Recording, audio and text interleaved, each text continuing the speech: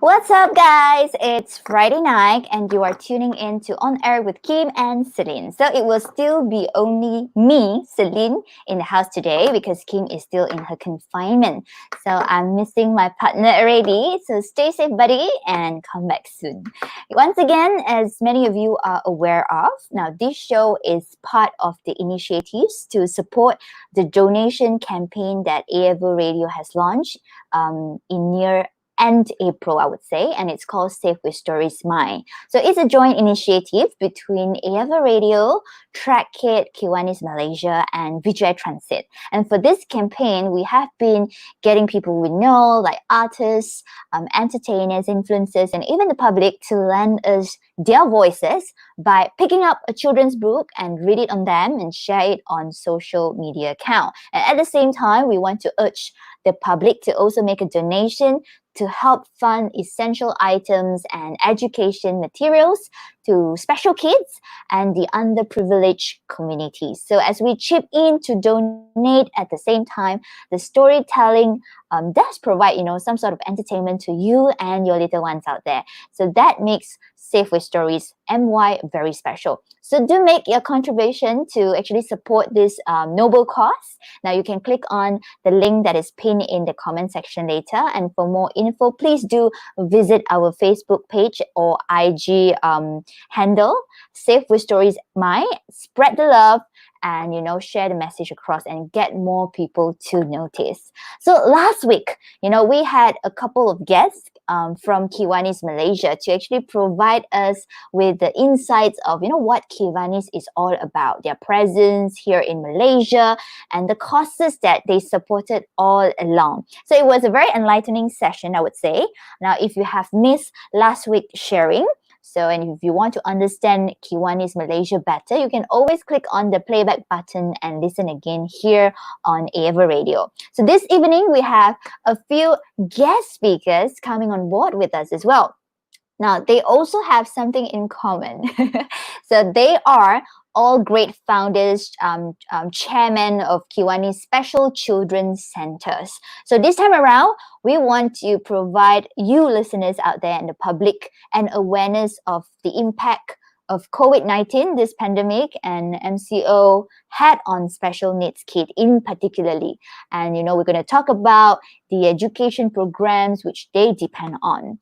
So you might be wondering, who are the children with special needs? Now, usually what came to mind is, children with Down syndrome, autism. And I think if you ask the general public, this could be the most common answers you get. But if you pry further, there are actually way more variety of conditions and impairments that can be classified as special needs. So they could be children who have a disability or a combination of these abilities that make learning or other activities very difficult. So they may have speech and language impairment. They could have physical disability, learning disability, which, distort messages from their senses. So I think we're going to learn more about them in today's episode.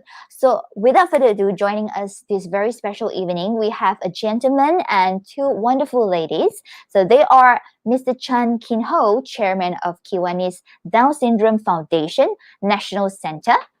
We also have on board with us Puan Juairiah Johari, founder of Gold Center, and Madam Chua Foong, founder of WeCare Center. Let's bring them all up front, shall we?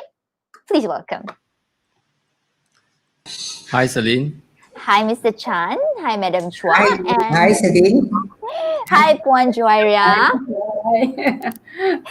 First of all, welcome to Aforadio, and thank you so much, taking time joining us tonight. So to you friends and listeners out there watching and tuning into our episode right now, if you know them, if you wish to say hi to our guest today, do comment, put it on the comment section and let us know. At the same time, don't forget to give us a like on the video and share this video out. So, okay, on previous episode, we had Rosemary Tan, Kiwanis Service Chair, who told us that actually Kiwanis Malaysia's permanent projects are very much focused on special children's centers.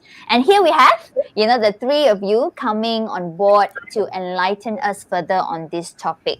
Now, I do understand that all three of you are sort of like running and leading a center of your own.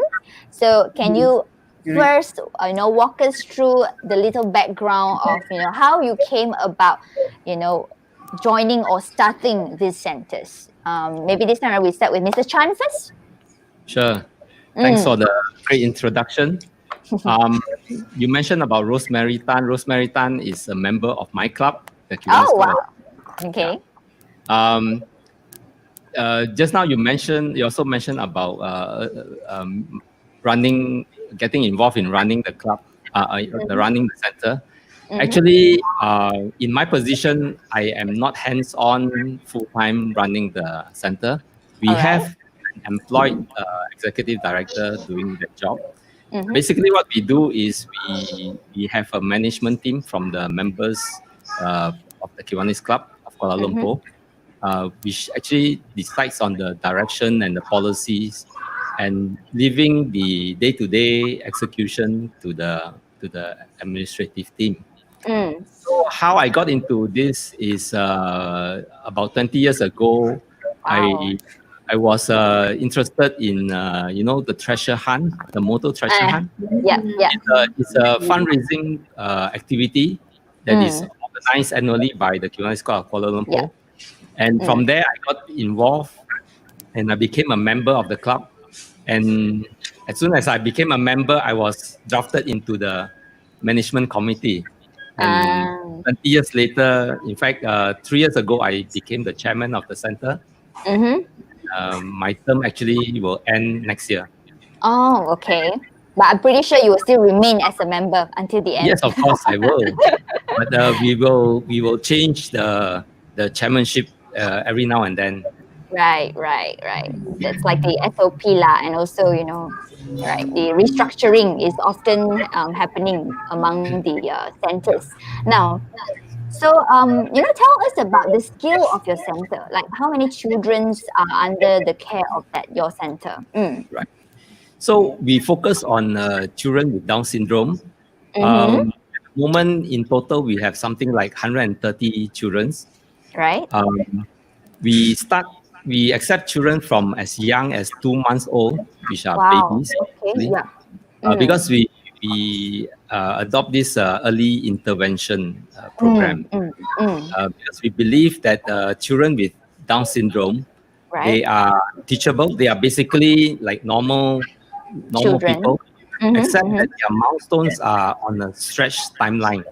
Right. So they learn things a little bit slower. And therefore, we have to start them a bit early on this. So we focus on Down syndrome, like I mentioned, and we are a tax exempt status foundation. Wow. Because of that, we have to be very focused. The funds we raise have to be spent on children with Down syndrome. Right. So our age group. Like I say, we start from as young as 2 months old, and we accept children up to 6 years old. 6 years old? 6 years old, yes. All right. So it's like a kindergarten, and after 6 years old, they are supposed to join the pendidikan class in the government school. Okay. If the children's ability is not up to sort of, we feel that they are not ready, we will retain them another year, perhaps. And then but for the past couple of years, I think we have been doing our children have been doing pretty well. They have been graduated from your center. So much so that from what I heard, government schools with pendidikan class, they are very happy to accept our children when they know that they are from the Kiwanis Foundation. They are pretty happy. It's like you have built them a foundation, I think, so for them to really fit into the system that the government has for them. That's right. Yes. Now, how about you, Madam Chua? Like, how you come about, because you are the founder. So how do you come about starting your very own center? A very good evening to all. You see, I was involved in many NGOs, Madam, KRT, Cancer Association and Chinese. But when I come to know Kiwanis at the one open house by YB Halimah binti Mama Siti in Kluang, and there I know about Kiwanis. I went to KL, you see the Down Syndrome Foundation and Johor Bahru, and it really opened my eyes. Feel, I don't know how to say it. There's a big gap. You feel that? Yes, I never come across so many children with the same look. They look all the same because Down syndrome, they have the similar look. But then, how to differentiate that is one thing. But I feel, my heart feel very sore for them. Why are they born like that? Why they are so? Why must they be special? Why? Why they cannot be normal like we are? So I find that I must do something for them. So I went back to Kluang. I started the first center. There is the Kiwanis Club Kluang.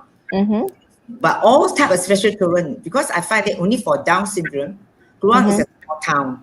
So if you just only emphasize on Down syndrome, until 6 years old, very fast, the center no more children already.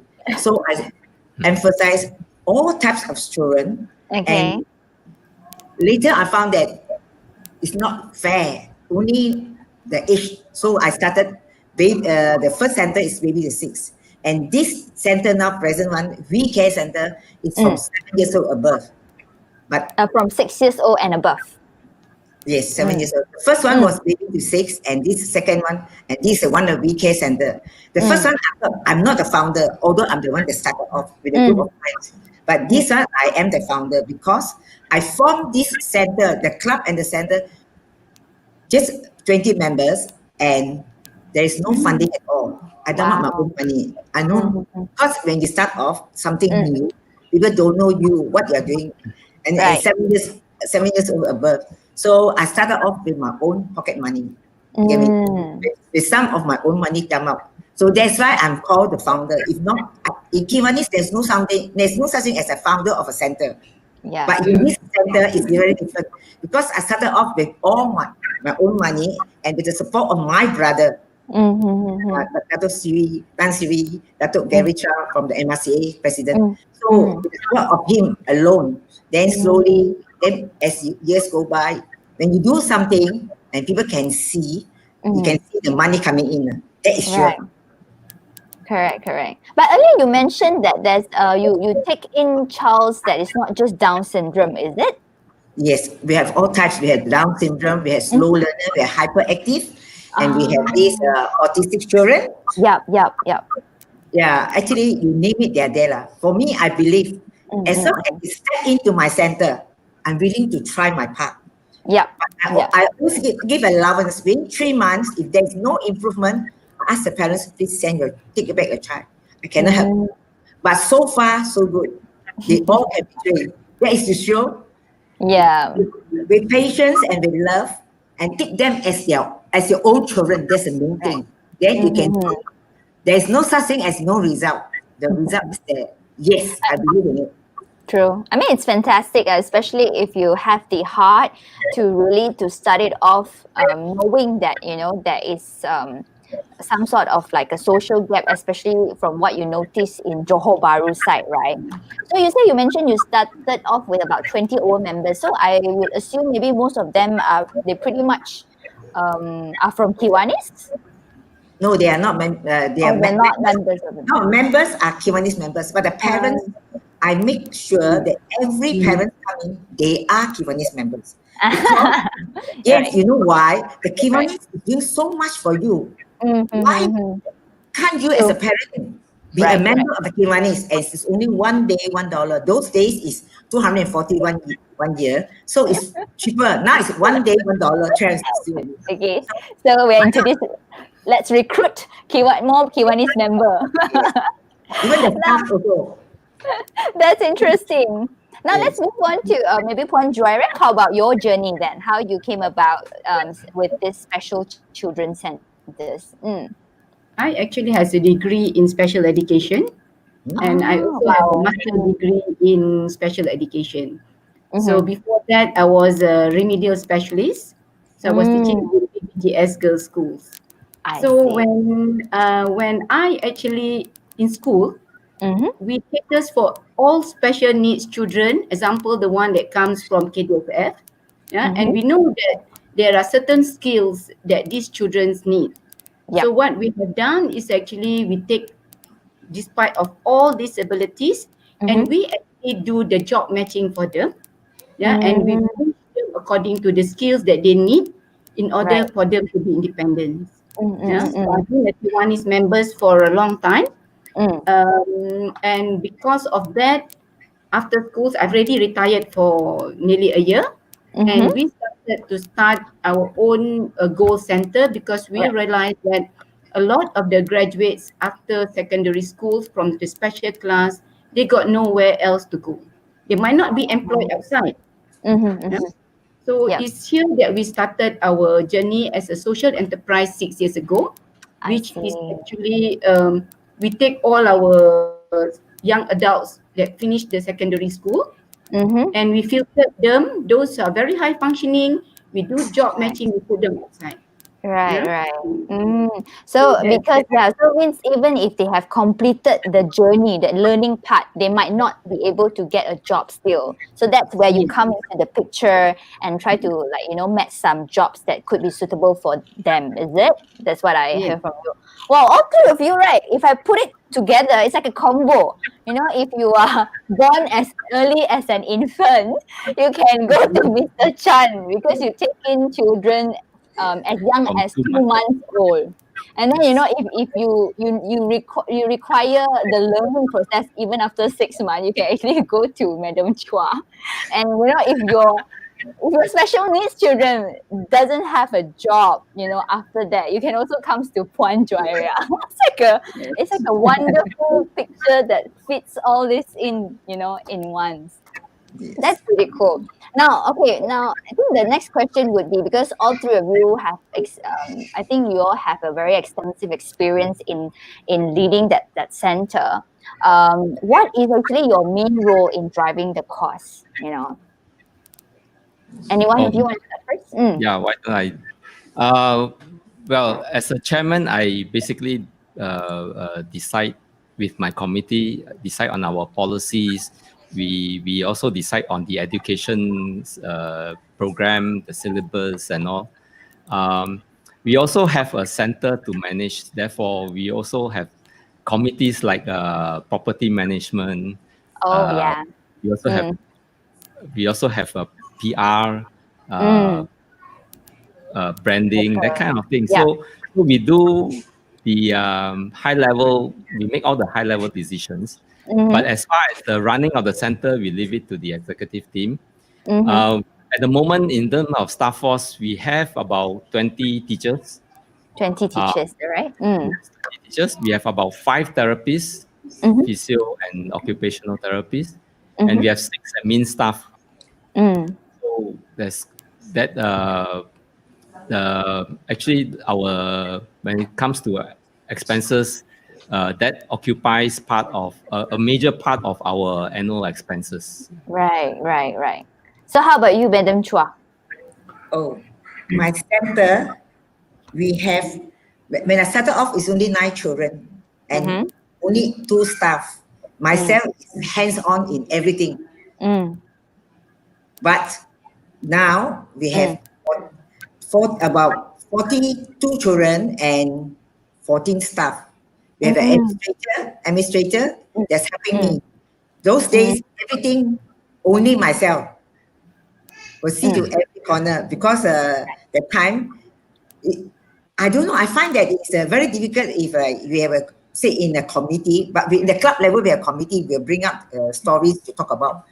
But then come to management of the center, you must have be hands-on. Right. Each and every child, then only you understand them.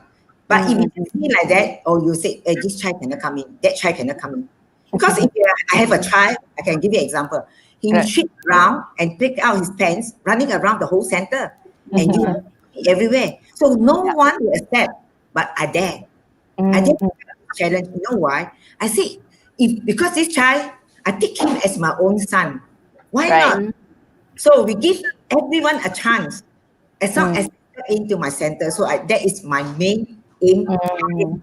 main principle that I'm carrying on to do it. So we're having all this right. thing is all by myself. But but I do ask advice from experts, and some of my committee members that have been with me for this 13 years. This new center is 13 years. The old one is 20 years. So I'm a Kiwani for 20 years already. That's amazing. How about you, Puan Juairiah? What do you see yourself as a role? I think it's very frustrating as parents who have special needs, young adults, after they finish school and don't get a job, where do they go? Yeah. So when a group of parents came in back to the school and says, the curriculum in the ministry is wonderful. They have given all the skills to the young adults, but still, after finish school, they don't get a job. Yeah. So that is why a group of Kiwanis members from Bandar Sunway, they team up together, and we decided on what we are going to do in order to be sustainable and not only just fundraising, but also using the skills that the school has taught these young adults in order for them to be independent in the future. Yeah? So I feel that's a challenge that I face, a very frustrating thing to see that all these people, all these young adults with autism, with Down syndrome, they can work. They can do a lot of things. It's just that the perception of the human says that disability comes with all the negative attitudes. Definitely, I totally agree with that. Especially, I think I have met myself with, I met autistic kids before. Sometimes they are just so sensitive to a particular area, like especially some are like maths genius, they are actually very talented as well. But I think the general perception from the public is like, all these kids are special in a certain way, and they are unfit, in the whole ecosystem. Yeah, so totally agree on that. So I agree that you are all your very own advocate for your special needs children, and I definitely love listening to how all three of you embrace your role as a very proactive leader, especially in leading and driving your respective courses. Now let's talk a little bit more about the education programs. I'm not too sure whether it's theory or practical. Maybe you can elaborate to us on that, that is run in your centers. Because I think a lot of people out there, especially our listeners today, maybe they'll be wondering, so what sort of programs that you provide for these special needs children? Any of you, feel free to start. Okay, maybe I start this. Oops, sorry. Okay. Okay, this time we ladies first. Come. Because maybe I'm a school teacher. Yeah. So I know the school program from, I was also involved in building up the curriculum for the ministry. And I know from the primary school up to the secondary level on what the skills that I need people need to actually teach in order these special children need to be independent. So what we do is that at Goal, we realize that the teachers, the school, in the government school, in PPKI, special class, they have trained these kids. But why are they not being put into the job matching in some of the specific area? So at Goal, what we have done is we have our own assessment tools, home-based assessment tool, which we actually based on three main components. We test them in academic, which is very, very basic. Second is the attitude, because a lot of people, example, the autism, they have the skills, they cannot mix with people, and the other one is the job working skill, because the motor skills and all that, So we have Gold actually has put around 128 young adults working in the workforce in and outside, So the group that with us are the one that cannot work outside. Maybe we send them out. One of them, we send them out for 8 months. People say, the boy keep on repeating the same question. Can you take him back? So the people outside there that cannot tolerate our kids. Right. So you have your, like you say, you have your home run assessment tool to assess these special needs children. in your case. Yes. So it can be practical. It can also be theoretical, right? Yes. Okay. So how many teachers you have actually? Or do we call it teachers? We call it teachers, right? At Gold, we only have one staff, two staffs. One staff is also a young adult with special needs. Okay. So Okay. we empowered them. We have Yes. taught them all the skills. We I love empowered them. They are. She actually runs the trade kitchen. So we tell her that, Angie, you are the trade kitchen manager. You write whatever ingredients that's not enough, and we will be your staff to go and actually buy all the ingredients for her. Right. So we only have one staff, two staffs. One is Angie, another one is our account staff. I'm the volunteer. Yeah. All right. So how about you, Mr. Chan? Earlier you were about to say something. Yeah, okay, yeah. So when it comes to programs, we divide our program into three age groups basically. As you know, from the 2 months old babies, of course, training is going to be totally Very different from the 6 year olds. Definitely. So the first group is from 2 months to about 2 years old. They are under the infant stimulation program. Right. So under the infant stimulation program, the therapist basically takes over and provide the so-called education, but actually it's more targeted to the parents because we need to work with the parents to assist the baby. Yeah. Some of these, the focus is on maybe on simulation of sensory and reflexes and all that. Teaching them how to swallow, breathing patterns. Because some of the children with Down syndrome, they come with other conditions, various types of conditions. So some of them are not able to eat or swallow. So we have to teach them how to do that. In the past, we have been approached by people to use feeding tubes, but we feel that if we use feeding tubes, they would not have learned how to swallow. Yeah, they would be too dependent on it eventually. Yes, correct.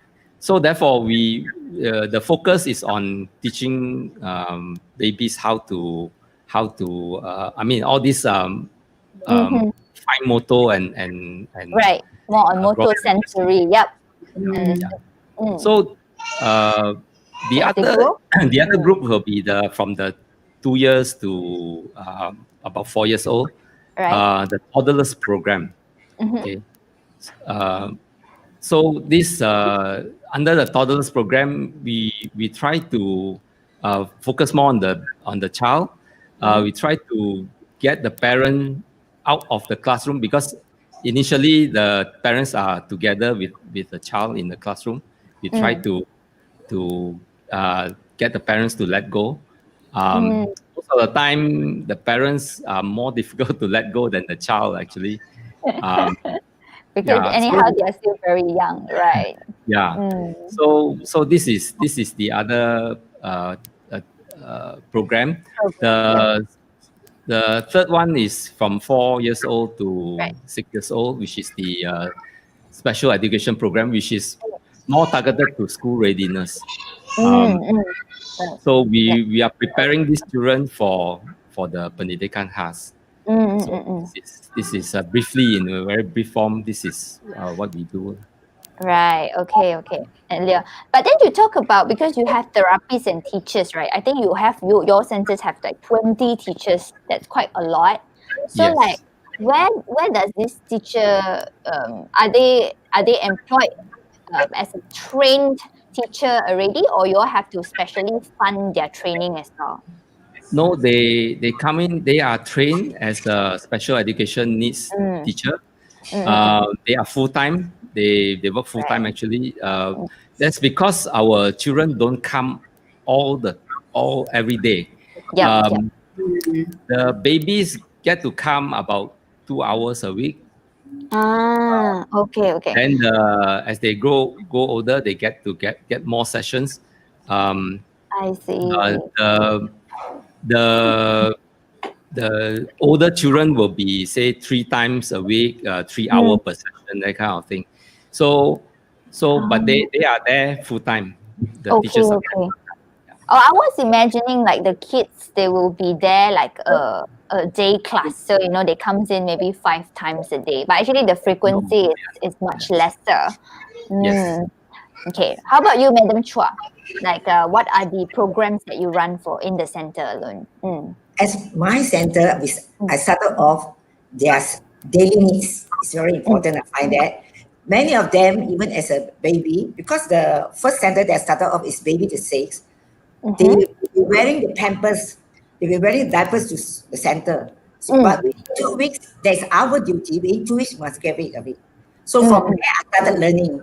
As I'm not expert, I'm not in any special thing, only just that my heart is for them. So I said I want to do something for them. So I take them as my own child. So I get rid of all these bad habits, and then I started training them with their daily needs. It's the most important. They brush their teeth, they shower, the cleanliness and how they eat. They can chew also. They just swallow. So I'm very particular in all this because since I'm the only one that is very hands-on on them, so I see to all this. So that's how I started off with all their daily needs. And then as years gone by, then I noticed that it's high time that I adopt some other activity. So we have our dancing, our drumming.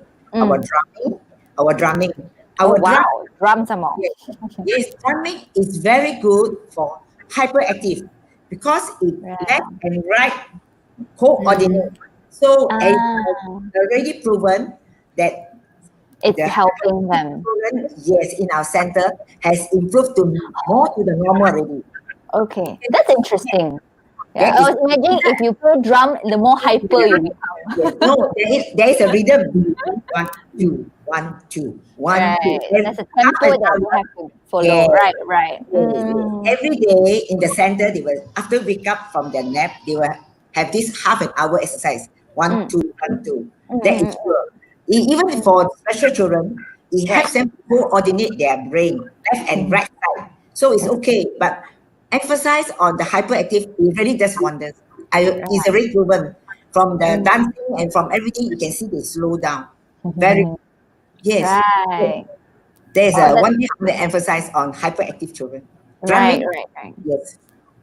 But I'm actually very curious in one thing. Like earlier, I think Mr. Chan did mention about, he did paint us a little about how the learning environment is like the frequency and the learning hours. But because they are special needs children, right? And often we know that it's very, very hard to teach them whichever programs that we run. So I think all the classes, they do have to be conducted in like a one-to-one basis or like a small group. It depends, like hyperactive and autistic, you have to take 1:1. Starting off, within 2 or 3 months, then slowly we will put them to join and mix around with others. But starting is 1:1 at least. Right. And because every child have their own special talents and their own special needs, so we start on them. If you can, we'll push you forward. If you cannot, we'll draw you back. You'll be there for some time now. Until you mix around with other children. Because my center now catering from 2 years old to 53. 53 years old adult. Wow, okay. The range is really huge. Yes. Because as I was saying, as long as they come in, I just see what we can help out. But so far, good. So just continue as it is. But when you go to the new center, we will start another new program. They're studying on it also. I see. So at Monday we have a drumming session. Tuesday we have singing session. Wednesday we have, sometimes we go bowling. Once a week we go activity. We go outside activity. We go picnic. We go to the shopping mall, or we go bowling or swimming or shopping.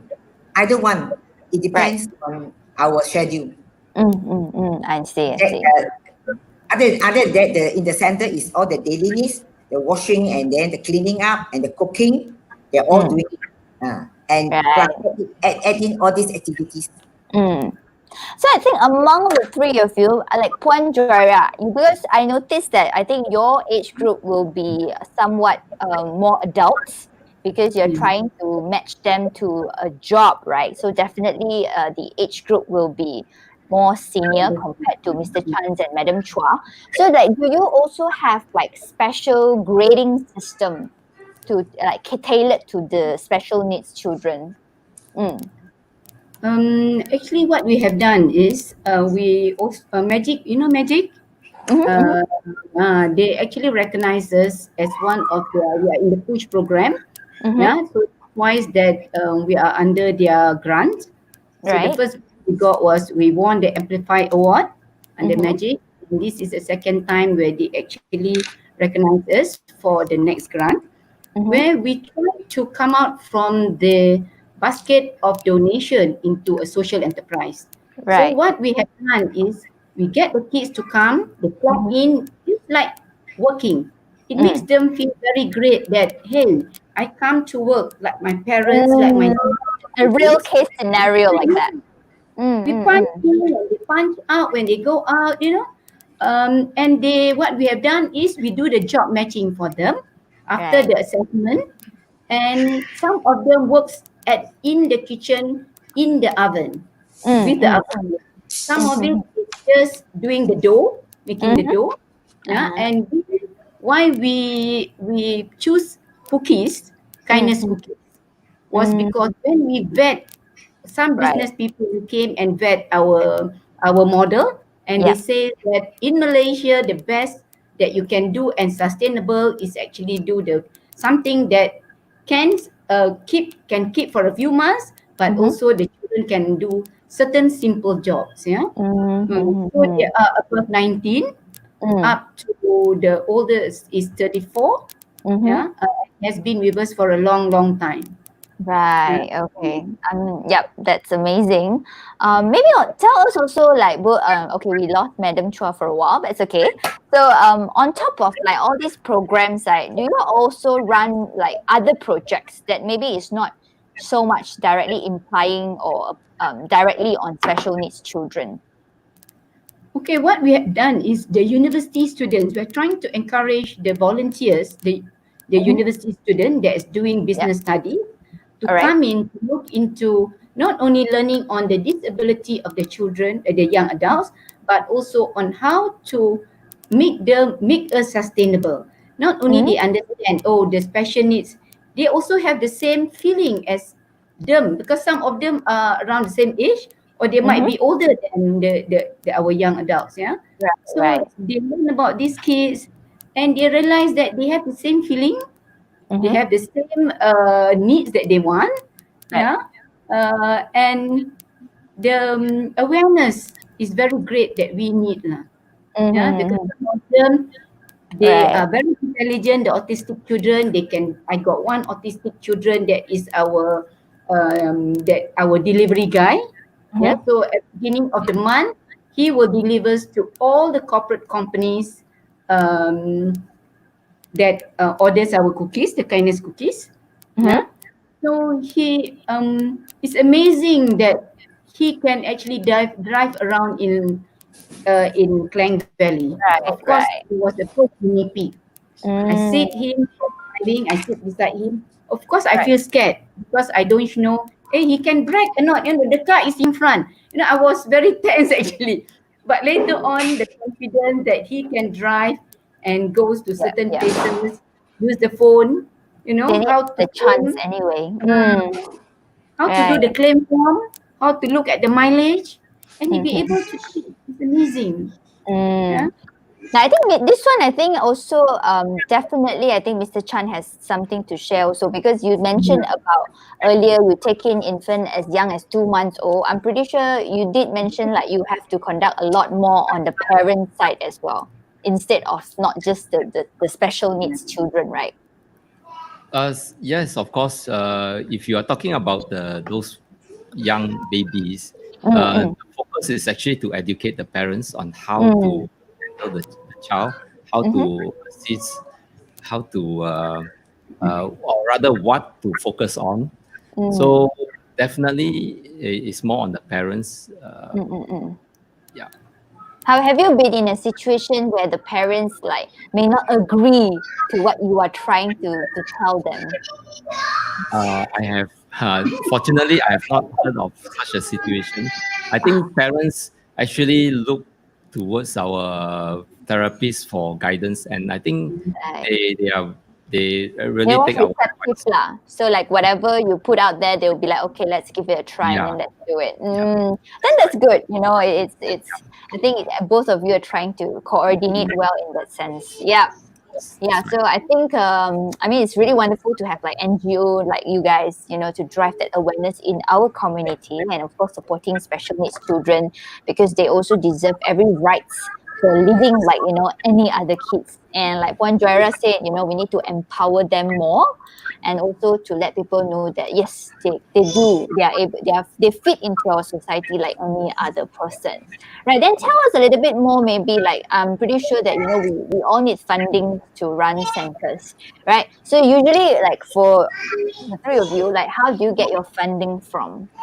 Are they from the general public mostly or like shall I? yes, go ahead. So you know, I mentioned about our Kiwanis Treasure Hunt, Right. which is an annual project by the Kiwanis Club of Kuala Lumpur.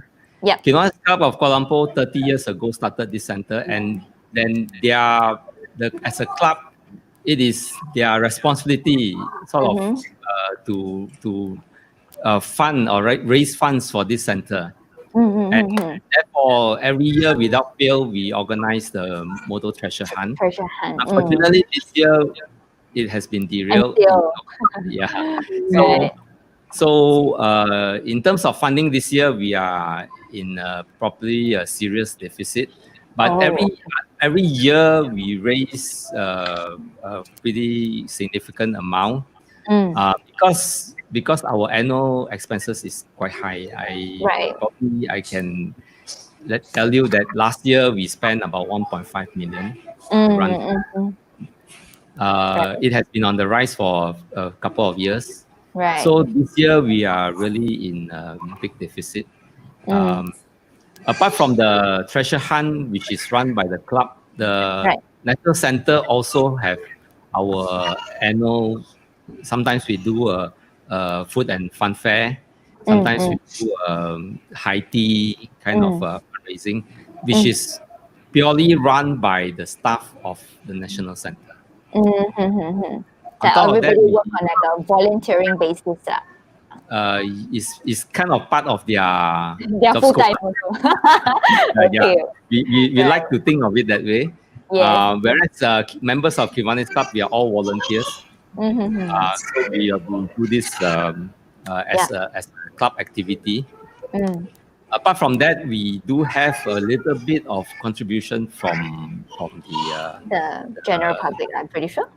Actually, it's all from general public, but from the ministry, sometimes we get a bit of contribution here and there. Our children do get the OKU allowance, but that is for the children themselves. Yeah. So we also charge our children a very minimal fee, something like up to $350 a month. Right. But our cost of educating a child is about $930 a month. So it's heavily subsidized by us. Wow. What about you, Madam Chua? Because earlier, of course, you mentioned you started off with your very own savings. Yes. Now, I Yes. think, of course, those like gone were the days. Like, how about like as of current? Like, how do you usually get funding from? Now I have an own building costing about 2 million over, and it's ready already. Yes, we have our funding 3 times only in the year of 2010, 2015, and 2019. 3 times we do charity drive.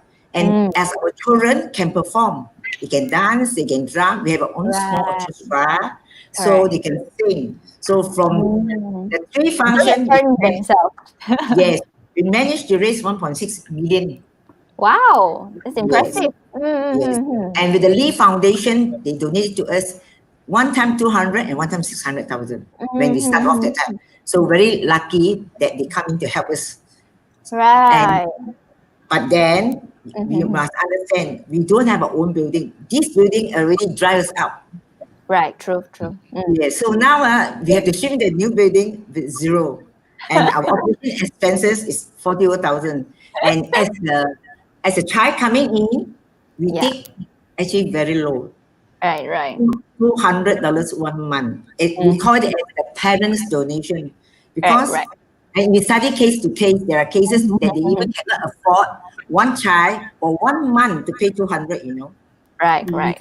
So sometimes they are so poor. So we have to, we see to it like that they that Whichever way you can. yeah. So yes, but this time when you go to the new center, very different. So to collect someone this 200, you will have to increase already. As you can know what our funding everywhere is same. You can't get much already. Yes, and economy is bad also. And with this MCO around, Right. Yes, we had to tighten our belt. That's very, very sure. Now that you guys mentioned about this, so I will put this question to all three of you, like because many, in fact, were really taking a big blow from this MCO, this pandemic, right? So how has that really impact on your center? Is it mainly mainly on the funding, or is there any other implication? Puan Juairiah, maybe you want to say something? I think with this MCO, not only impact on the funding, but also to me, my young adults, because they have to stay home around 3 months and not coming out at home, and they don't understand why am I staying home? Why can't I go out? What is wrong? They don't understand about the virus and thing. And I do got calls from parents, not from parents, from these young adults telling me that, teacher, why don't you make things right? Always when we You are got locking them problem, at home. Yeah. so they call me lah. But so what we have done at Gold is actually we try to have an online talk with the parents and also our kids, so that they have a connection with us. Correct. So we try to do that lah. So not only the funding that I'm worried about, I'm also worried about them as emotionally how they are going, because they are young adults. Why I can't get out? Why is it? Why are people wearing masks? They know they wear. Because we have they don't understand why is it they don't understand. Yeah, I think a lot of people don't realize that, because for us it's just like, oh, it's common sense. But for this special needs children, you really need to educate them. I think it's really lovely, at least you all keep that communication going on between your side and the parents involved, and as well as the children. So any other like challenging facets that you all face, like Mr. Chan, like any other, like can I add in? You see the teachers in my center, they have to call up the children every day, check on them, check on them, and to see that they are doing something. So the parents will video and send to the teachers. The teacher will ask them to do exercise, like what we are doing in the center. So it's one way to help them to think that they are still in the center. Although they know that they are not in the center, it's one thing that the bonding is still there. So it's that's why keep calling them, because ours is Monday to Friday. So every day the teacher's duty to do it. So far our children they know that, they understand until when they come back. So so you keep the program runs through those whatever Zoom that we see. How about you, Mr. Chan? Okay, so challenges during this pandemic, the fundraising is definitely one of them. Without having to elaborate, what Puan Juairiah mentioned just now is also true for us, because our children didn't understand why they have to stay at home. So when the MCO started in March, right? So we immediately asked our teachers to call up the parents on a regular basis, and we found that these children they have been wondering why they cannot come to school. So So we have to, our teachers have to create social stories to help them understand. So immediately, so the other challenges is actually on our teaching staff side. They have to now cope with technology to deliver their content, you know, and also content has to be Teacher also need to study. correct. It has to be. We have to redesign our content to Right. suit that Correct. virtual classroom thing. Yes. So there are few challenges in few different areas. Yeah, and I actually, in hindsight, I think it's a good thing because personally, I have plans to expand our offerings to perhaps on the online, rather adopting technologies and all that. So this Right. actually forces us, or rather speed up the process quite a bit. So the desperate measures lah, this is called, and then called desperate change, and all this happen in one go. But it's in a good way. So suddenly everyone is adaptive towards, especially using digitalization online. Because I think it's quite difficult because like sometimes even to get normal kids to stay focused in front of the screen also, I think it's quite difficult. Yeah, what else, you know, these special needs children. I think it's really not easy to get them to really to be so focus oriented as well, especially during those programs and all. So it's quite amazing to see like how you guys are keeping them on track and updated. Yeah. There's another point on the break. There's another point. Yeah, you see, I find that this MCO is very good for the parents because the parents always have no time for them. But now is the time, these few months, they have to face them every day. So suddenly they have time to bond. The bonding is there. Right. Yes, the bonding is there. That's why when I talk to the parents, I find it's different way. Last time, they don't understand. They just don't bother because they got other normal children to face. But now, they cannot help it. Only this child is special. So all the more have to pay more attention to it. So they WhatsApp to us. They show us a video. Then I find that the bonding is very good. Very, very good. That the parents improve on it. So the credit I give to them. True. Totally agree. Yeah. And then, you know, this is the time also they could be more emotionally bonded, right? Yes. And since we are live, and I hope that some authorities may be listening to us. To this, I'd like to also mention that some of the challenges that we are facing is actually a Wi-Fi connection. Because not every home, or rather not every parent has got first of all, they are probably not tech savvy, but they may be living in an area that does not have a strong Wi-Fi. So some of these, I mean, of course, we are still fortunate that we don't have to climb a tree to get Wi-Fi, but still, it is. It can be better, I would say. Yeah. I'm pretty sure. Yeah, we have actually a lot of comments online for all three of you, but because of the time constraint, I can't be reading all. But some were saying, like Serena Quek saying, thumbs up to Madam Chua Foong Lian for the love she showered. And then Catherine Chu is saying, we need more members like Puan Juairiah, so talented. Ivan is like saying, kudos to Puan Juairiah, Madam Chua, Mr. Chan, who, you know, started all these centers and have a passion making a better life for special needs children, and a lot more. I think I saw a comment from Rosie who shout out that the treasure hunt is still happening this year, something like that.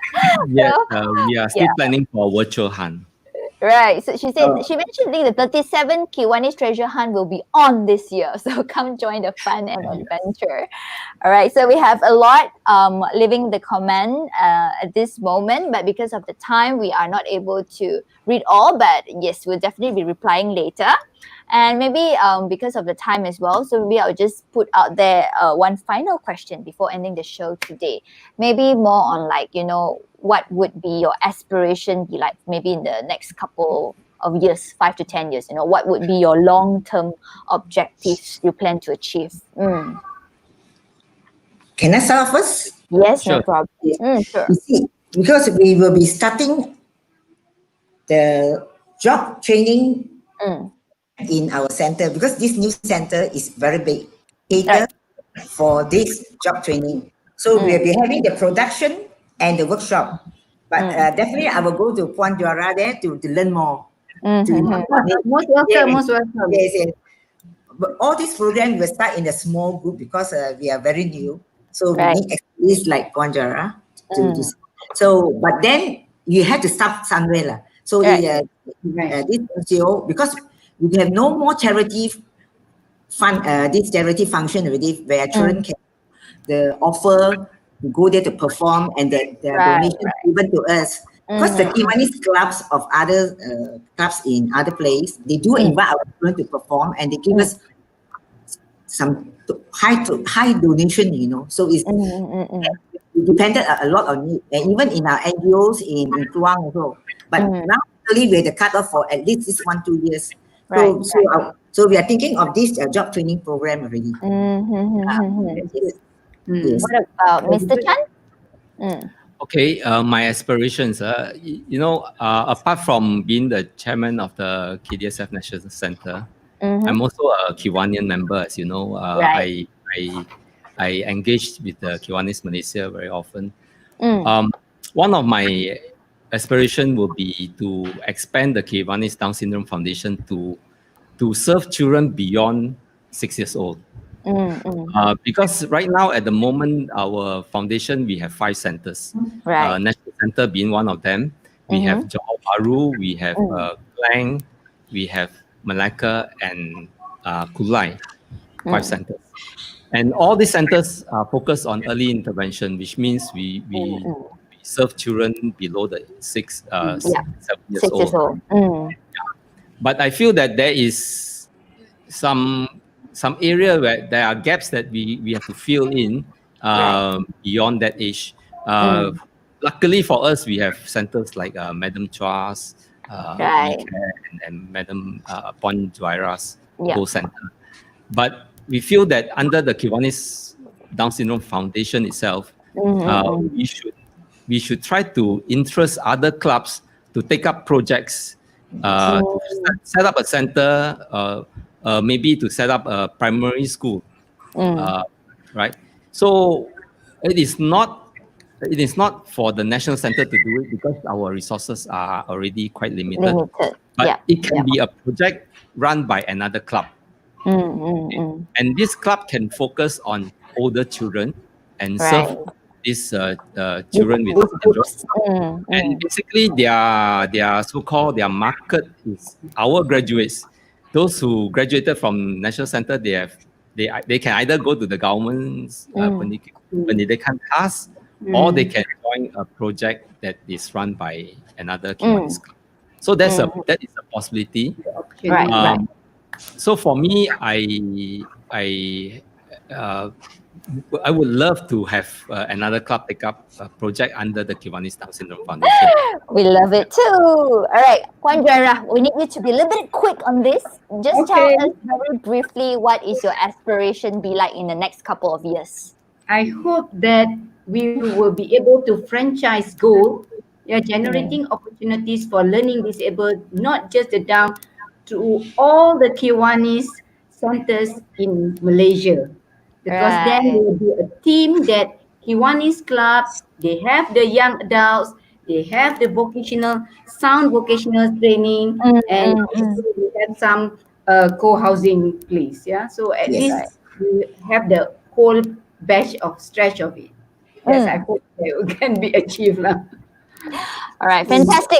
Sorry, can I add in one last point? This point is very important. I find that many centers do not have sex education for the children. I find that it's high time we have to teach them, to train them up to protect themselves. We are very lucky. Last year we have someone, a professional person from Australia came back and offered us, and last year we already started on this sex education, and you can see the fantastic result. Even the parents are telling that they know how to at least they know the basic how to protect themselves. Thank you. All right, that's fantastic. I think overall we understand that, to work with children with special needs is actually a very rewarding journey. And on behalf of AFO side, we are also very proud and grateful to be a part of this journey together for this campaign, Safe with Story Smile. So we hope the campaign is able to educate more people to be aware of this, that there's also a special group out there that is called special needs children that requires our attention. So for those of you who want to know more about Safe with Stories, don't forget to tune in or check on our Facebook and Instagram page, Safe with Stories Smile. And it's been a wonderful journey with all three of you. Thank you so much, all three of you, for your insights. I think we all have come to understand so much more about Kiwanis Malaysia.